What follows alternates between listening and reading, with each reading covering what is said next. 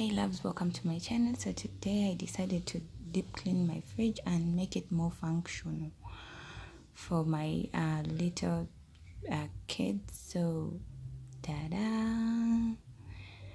I decided to have more fruits because when the kids at school, it's like so hard to get organized and the rush breakfast.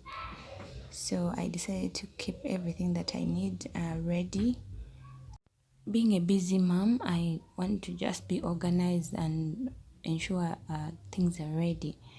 I especially know the kids are going to school and my king is working, so I need my fridge functional. I kept fruits where they can get fruits and a yogurt if they've come from school and it's just to start, or if they're leaving, it's a rush hour. I have a cold espresso there, and I make some fruit infusions. Yeah, and some onions for sandwiches.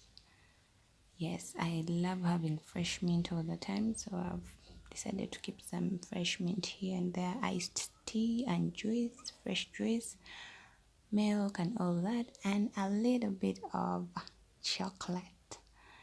Yeah, that's it. With the flus, I usually want to have lots of oranges and all that, and boiled eggs for quick breakfast, lots of condiments.